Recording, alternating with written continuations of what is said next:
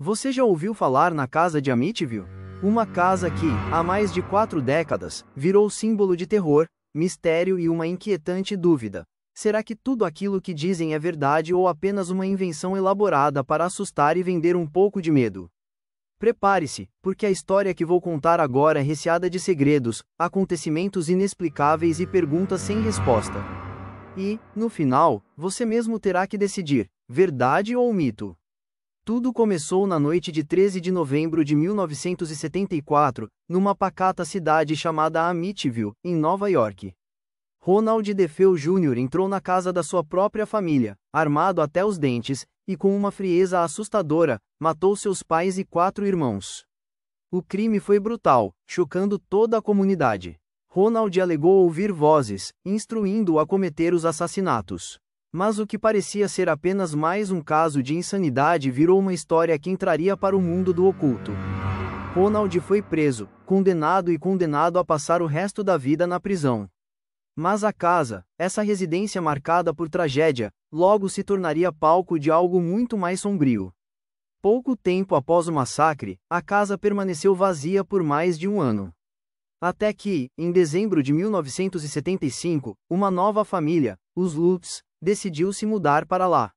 Nada poderia parecer mais comum: um casal com seus 3 filhos, buscando uma nova vida. Mas, assim que entraram na casa, algo mudou. Algo que eles mesmos nunca poderiam explicar. Desde o primeiro dia, começaram a sentir uma presença pesada, como se a própria casa estivesse respirando uma energia maligna. Objetos se moviam sozinhos. Portas se fechavam com força, mesmo sem vento. Vozes sussurravam nos ouvidos, e sombras se escondiam nos cantos escuros. Imagine o que deve ser viver com esse medo constante, com uma sensação de que há algo, ou alguém, escondido ali, na escuridão. Os Lutz afirmaram que estavam sendo perseguidos por forças demoníacas, por entidades que pareciam alimentadas pelo ódio e pela maldade. E eles decidiram registrar tudo isso em um livro, que virou um fenômeno mundial: O Horror de Amityville. Nas páginas, contaram suas experiências de forma detalhada, descrevendo uma verdadeira batalha entre eles e forças invisíveis que pareciam querer consumi-los vivos. Durante 28 dias, eles viverão um pesadelo sem descanso. Relataram manchas de sangue inexplicáveis nas paredes, fenômenos que pareciam de outro mundo, vozes sombrias e até uma presença que, segundo eles, se comunicava por meio de uma entidade demoníaca.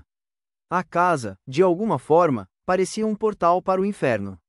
E a mídia, fascinada pelo mistério, não tardou a fazer do caso uma sensação mundial. A história foi transformada em livro, em filme, em uma lenda urbana que até hoje assombra a imaginação popular. Mas, à medida que o tempo passou, surgiram dúvidas.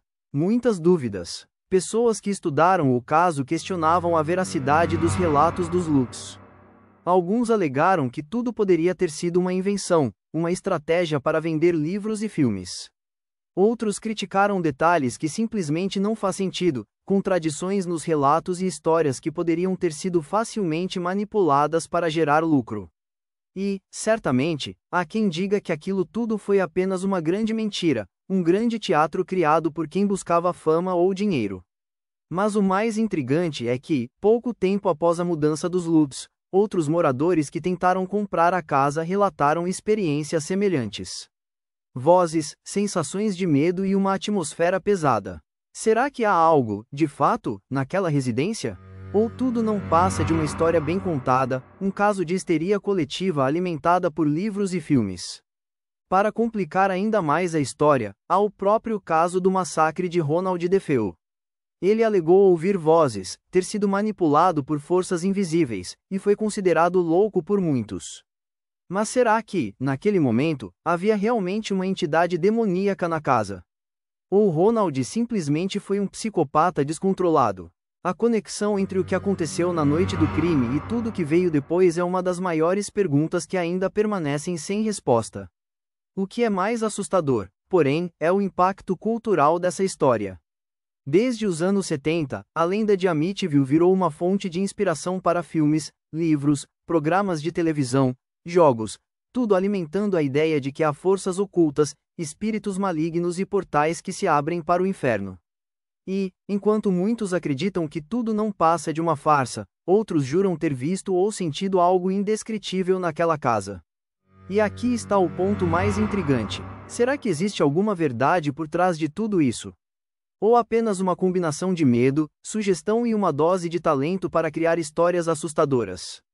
Talvez, na essência, essa seja a maior questão: o que é real e o que é ficção? A história de Amityville é como uma teia de mistérios, onde cada fio revela uma dúvida, uma suspeita, uma hipótese.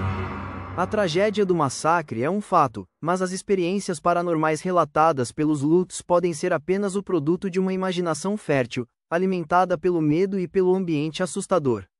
Ou, quem sabe, algo realmente oculto está escondido naquela casa, esperando para ser descoberto. No final das contas, a casa de Amityville é uma lenda viva, uma história que mistura fatos, exageros e mistérios. E essa mistura é o que mantém o suspense, o medo e a fascinação tão vivos até hoje.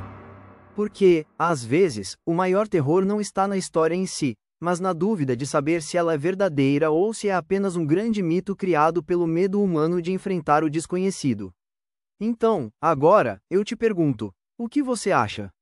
A casa de Amityville é realmente assombrada por forças do além?